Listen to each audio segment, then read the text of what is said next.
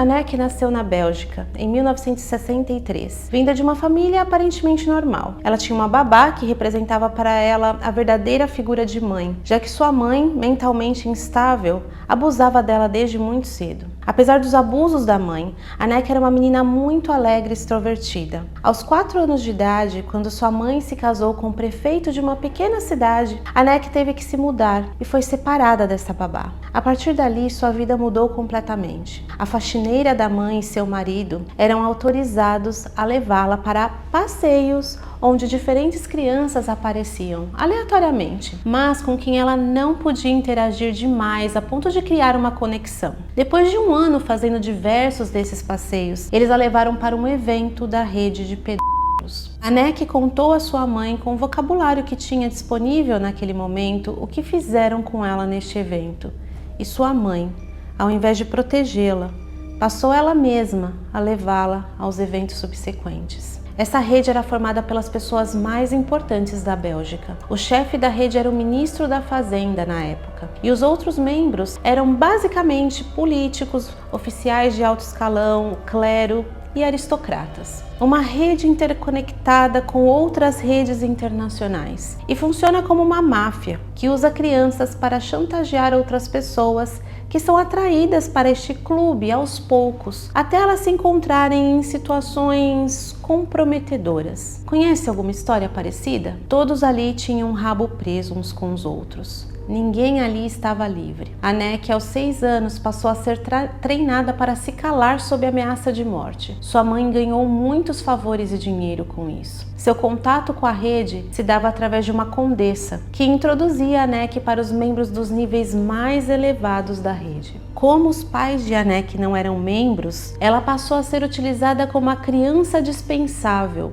o que significava que eles podiam fazer qualquer coisa com ela, incluindo rituais de tortura, que eram muito comuns. Cada vez que ela voltava viva, sua mãe ganhava um bônus. Em 1972, ela foi negociada pelo chefe da rede para servir a um cliente da rede internacional, alguém com quem o chefe queria fazer negócios e que tinha poder global. Para servir a essa pessoa, Anneke foi treinada com base em torturas para aprender a controlar a mente. Só assim ela poderia ser uma escrava da elite, dos homens mais poderosos do mundo. Sua função era bajular esses homens e espioná-los. Para isso, aprendeu a fazer com que os homens se apaixonassem por ela quando tinha apenas 9 anos. Crianças como ela são treinadas assim desde cedo, e algumas se tornam famosas, celebridades que recebem todo o suporte da rede. Achou essa história um absurdo? Esta é parte da biografia de Anneke Lucas, que você pode encontrar no seu livro intitulado Quest for Love e em vários podcasts onde ela mesma conta esta história. E por que comecei o episódio com essa história? Para dizer que não é de hoje que nossas crianças não são protegidas como deveriam. Uma introdução pesada para um assunto muito sério e urgente. Isso aqui pretende ser uma reação tardia ao vídeo denúncia do influenciador Felca, que viralizou nas redes e foi parar no Senado. Muitos aqui devem ter assistido ou ouvido falar sobre o tal documentário. Felca denuncia algo que parecia novo: casos escandalosos de abuso infantil. Depois de assistir ao vídeo, passei dias remoendo todos os aspectos do conteúdo deste vídeo, e são tantas as camadas que eu nem sabia como expor tudo isso sem parecer um desabafo desordenado. Fiquei intrigada com a forma como essa denúncia repercutiu e me perguntando sem parar por que só agora, por que Felca? E mais ainda, quem são os reais responsáveis e as possíveis soluções?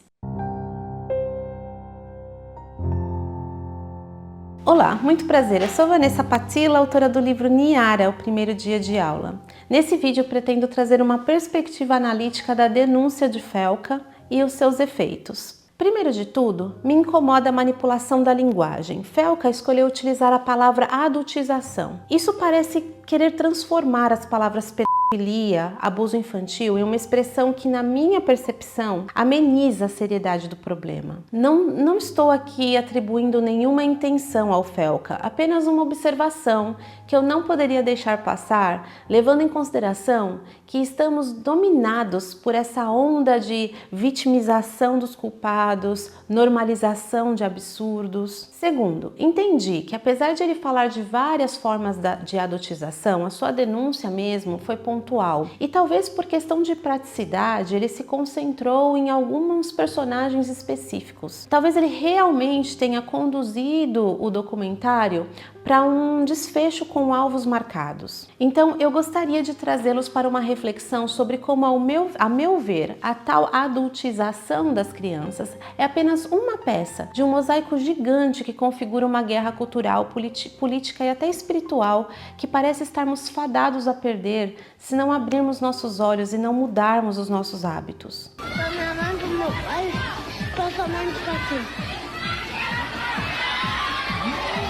Em vídeos anteriores, eu falei bastante sobre as raízes do que eu acredito ser o problema que está destruindo a infância das nossas crianças. Sugiro que assistam até para poder dar significados ao que me refiro aqui. Resumidamente, eu associo esta normalização da sexualização de crianças a pelo menos 7 fatores. O primeiro é a revolução sexual e a ideologia da libertação. Segundo, a influência do pós-modernismo e teoria queer, que propõem a desconstrução de todas as normas, inclusive as que distinguem infância de vida adulta no campo da sexualidade. Terceiro, mercado e capitalismo sexualizado, onde a indústria de marketing e entretenimento entenderam que a estética sexual vende, inclusive quando aplicada a adolescentes e crianças. Quarto, normalização pela mídia e cultura pop. Vibradores são brinquedos com prescrição médica, tá? E quando a Sofia fez 12 anos, eu dei um vibrador para ela e falei, vá se investigar. Quinto, ativismo político e mudança legislativa que propõe uma educação sexual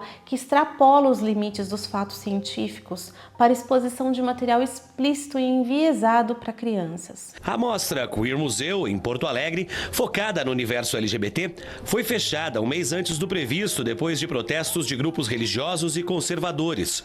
Os movimentos acusaram as obras de ofender símbolos católicos e de fazer apologia à pedofilia e à zoofilia. Sexto, a erosão da autoridade parental.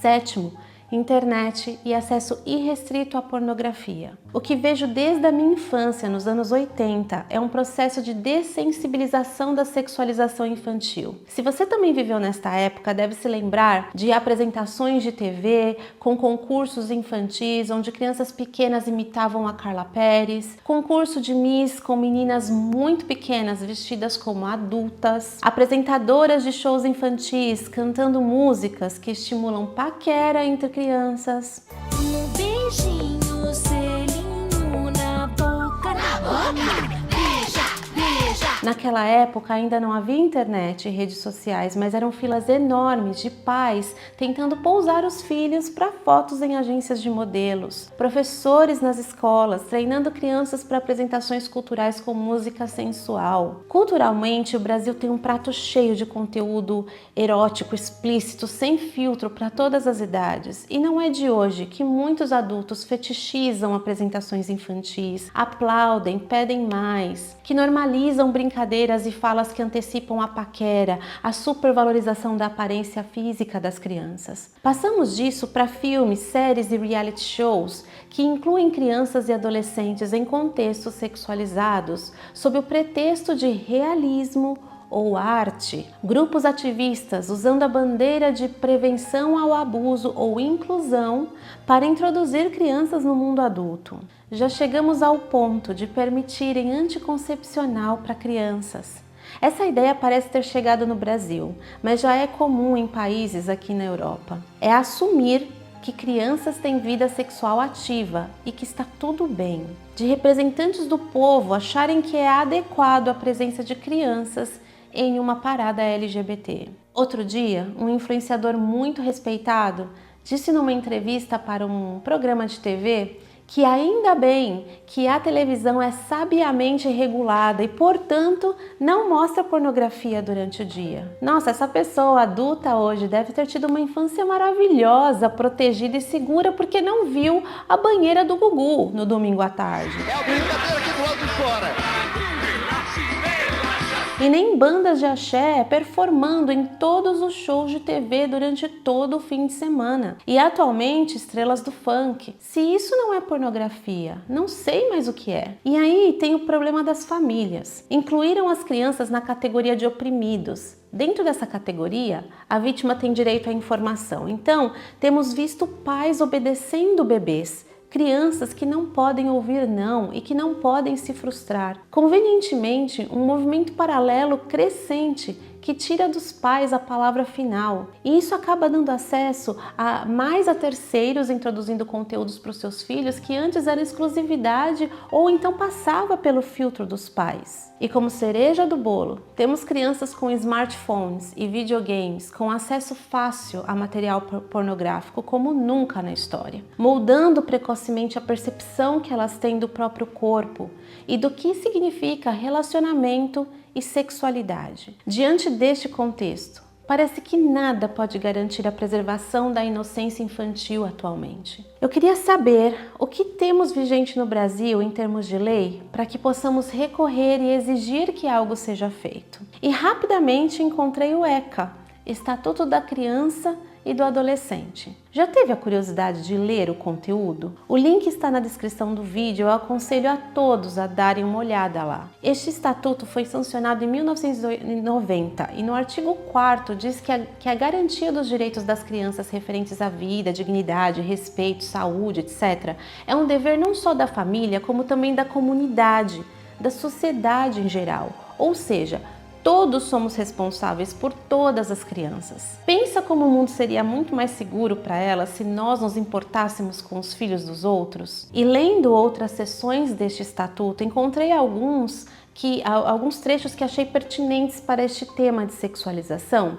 Vejam se concordam comigo. Temos que levar em consideração que nos anos 90 os jovens não tinham celular com internet nas mãos. Então lá diz o seguinte, que é proibida a venda de revistas ou publicações pornográficas e de qualquer conteúdo impróprio para menores. Preciso dizer que o conteúdo gratuito também é proibido? Desculpe se o que eu vou dizer aqui parece óbvio, mas devido às circunstâncias atuais, sinto que não está sendo óbvio para a maioria dos pais. Quando seu filho abre um perfil e coloca lá a idade real nas redes sociais, ele abriu um portal bombardeado com pornografia ou, a depender de suas buscas e acessos, torna-se alvo de potenciais aliciadores. É proibida a venda de produtos cujos componentes possam causar dependência física ou psíquica. O que isso tem a ver com o tema? Para o choque dos desavisados, as plataformas de redes sociais e jogos online foram feitas para manter o seu filho hipnotizado e viciado. Cérebro em desenvolvimento busca recompensa rápida. Redes sociais e jogos funcionam como uma máquina de dopamina. Cada curtida, notificação ou vitória no jogo gera prazer imediato.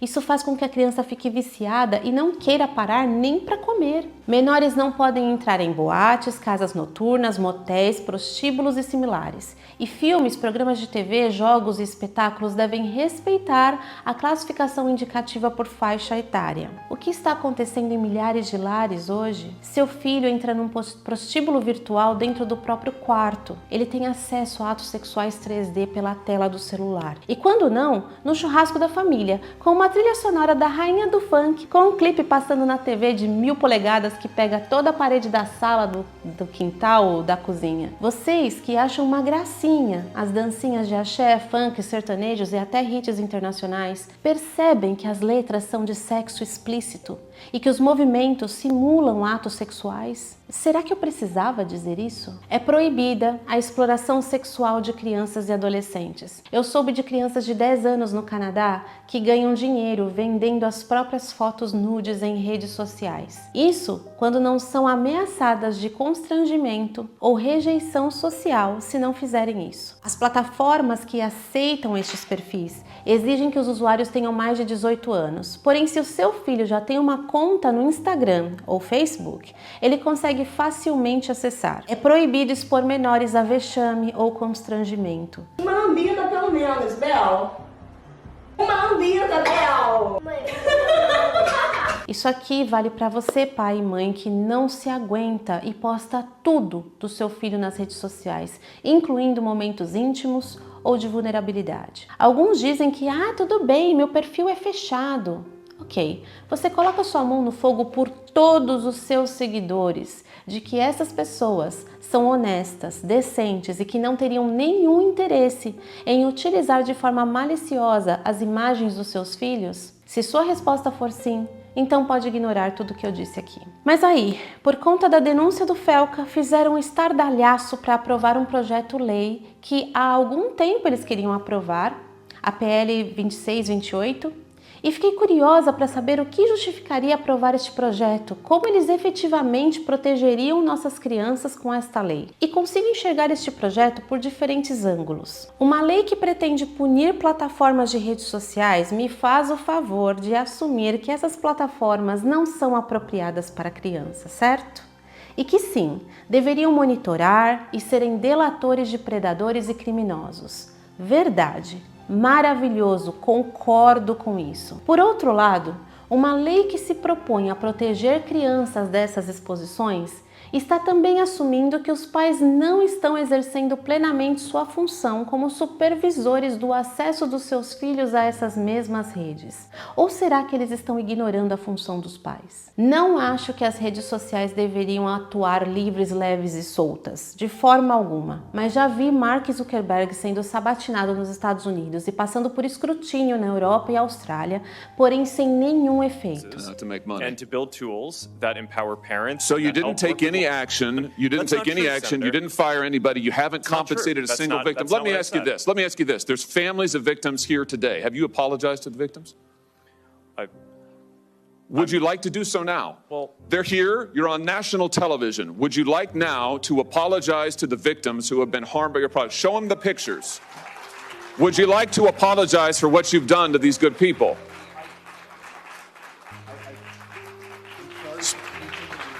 Será que esses bilionários são intocáveis? Talvez. Ou será que estamos ignorando uma lógica muito simples? Vamos lá. Cigarro é tóxico e vicia. Você dá cigarro para o seu filho? Você já processou a Marlboro por produzir um produto que vicia? Álcool vicia. Você dá álcool para o seu filho? Você já processou a Ambev por fabricar produto alcoólico? Redes sociais, jogos online, pornografia viciam. Por que você deu um celular ou computador com acesso ilimitado à internet para o seu filho? Qual o seu argumento para processar os criadores dessas plataformas? O Mark Zuckerberg, do Meta, vai te mostrar essa página aqui. Nos termos e condições do Facebook, diz que apenas pessoas acima de 13 anos podem utilizar a plataforma. O TikTok possui a mesma política. Já Jonathan Haidt, especialista em saúde mental de jovens, recomenda e tem sido endossado por autoridades em todo o mundo de que 16 anos seria o mínimo para ser exposto a este território minado que é a rede social e jogos online. Esse projeto de lei no Brasil diz que essas plataformas precisam, entre aspas, desenvolver desde a concepção e adotar por padrão configurações que evitem o uso compulsivo de produtos ou serviços por crianças e adolescentes. Eu morri de rir. É como tirar o chocolate do bolo de chocolate. As redes sociais são viciantes e foram desenvolvidas propositalmente com este intuito. O jornal The Guardian publicou em 2017 o seguinte artigo: o Facebook informou aos anunciantes que consegue identificar adolescentes que se sentem inseguros e inúteis. Documentos vazados supostamente descrevem como a rede social compartilha insights psicológicos sobre jovens com os anunciantes. Eles conseguem monitorar, através de toda a atividade do seu filho na rede, como curtidas, fotos, comentários, e saber qual o estado emocional deles. Assim, os anunciantes vão bombardear seu filho de acordo com suas emoções. E os algoritmos, a todo vapor, conseguem mantê-lo ali recebendo mais do mesmo. Redes sociais são viciantes e é proposital. Esse projeto de lei também diz que deve haver uma tecnologia que possa identificar se o perfil está sendo operado por criança ou adolescente e o acesso deve ser suspenso. Concordo, e aqui vem a parte delicada deste projeto. Austrália e Reino Unido aprovaram lei muito semelhante no ano passado. E até agora, enquanto gravava este vídeo, não conseguiram efetivamente que as plataformas apresentassem uma solução tecnológica que permita identificar seguramente o usuário sem riscos de privacidade. O que justifica os argumentos de quem se opõe a este projeto, já que não podemos ignorar que estamos vivendo tempos sombrios de autoritarismo exacerbado em vários países e ter ainda mais controle sobre suas atividades, principalmente no mundo digital, dá um poder ainda maior para tiranos com más intenções. Brincar com não é uma censura. Não é uma censura. Quando você fala em regular, você fala em censura. É por isso que nós queremos regular e vamos regular. Presidente. Doa a quem doer. Mas como toda operação psicológica, muitos estão dispostos a abrir mão de suas liberdades para salvar as crianças. O que também não é garantia, já que os resultados de quem já aprovou lei semelhante, como o Reino Unido e a Austrália, não têm sido muito positivos. Vi também neste espetáculo midiático, gerado pelo documentário, alguns influenciadores muito respeitados e, com certeza, com boas intenções, sem ironia, fazendo discursos emocionados no plenário. O Felca passou a ser idolatrado e agora está em toda a mídia como se tivesse inventado a roda. Tudo muito suspeito, a meu ver. O conteúdo é justo, ouvi argumentos imbatíveis. O que acontece no mundo digital e ao que as crianças estão sendo expostas é realmente um absurdo. Vi alguns em defesa dos pais dizendo que estes são pais zelosos, atentos, mas que perderam seus filhos de forma trágica, tudo por culpa das Big Techs. Mas pouco se falou sobre a proibição efetiva do uso dessas plataformas por menores. Ah não, peraí. Eu ouvi sim, um homem muito sábio e de grande autoridade no Brasil dizendo o seguinte, entre aspas, é impossível pais controlarem o que filhos fazem nas redes sociais. É mesmo?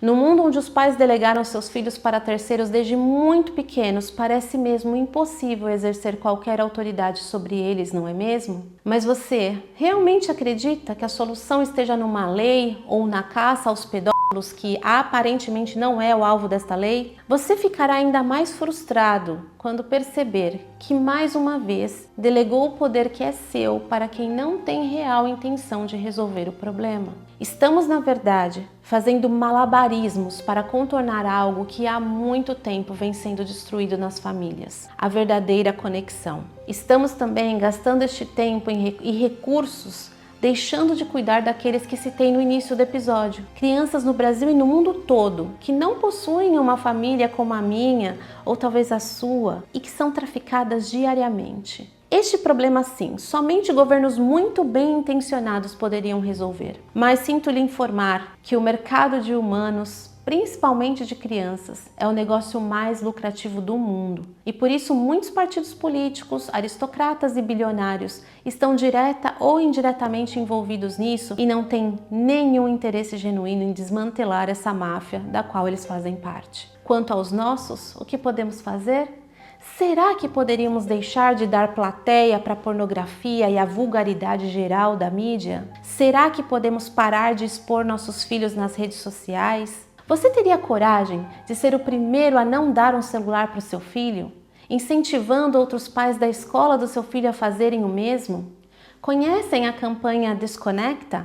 Olhem lá no Instagram, vou deixar o link na descrição também. Eu sei que estamos todos condicionados a nos manter conectados como se não houvesse alternativa, mas há. Exige um esforço? Sim. É como uma reeducação alimentar. É preciso determinação e paciência. Você terá que repensar suas prioridades, porque sem sua proatividade, seu filho continuará tendo as redes e o videogame como única alternativa. Dicas? Pequenos projetos com a comunidade onde você vive. Fazer mutirão para limpar as ruas do bairro, conhecer lugares novos como uma biblioteca, museus, um parque diferente. Ao invés de acessórios de videogames, comprar jogos de tabuleiros para toda a família. Aprender um novo hobby. Visitar e voluntariar em asilos. Crianças maiores podem ensinar crianças menores. Aprender a servir preenche o coração das crianças de satisfação e propósito. Tem vida fora do quarto do seu filho e tem muita coisa para fazer. Não espere que uma lei, um deputado, um presidente resolvam seus problemas. Somos por nós. Ou você ainda acredita que exista um salvador da pátria com um broche do governo federal que irá cuidar de você? E daí? Lamento, quer que faça o quê? Eu sou Messias, mas não faço milagre. Precisamos resgatar nossa humanidade, cuidarmos uns dos outros. Nossas crianças são uma mercadoria valiosíssima para criminosos, como expliquei aqui, mas também para governos. E eles encontraram o jeito certo de subverter nossos filhos, nos afastando das nossas crianças e deixando que eles formem e eduquem eles como eles bem entenderem. Quero encerrar a fala com a frase de uma filósofa que respeito muito, Lúcia Helena Galvão, um pensamento dela. Talvez o escândalo do momento só tenha gritado que nós silenciosamente já vínhamos aceitando há anos. Quem está alimentando isso? Muitas vezes não são só eles. E nós? Onde estávamos enquanto isso crescia?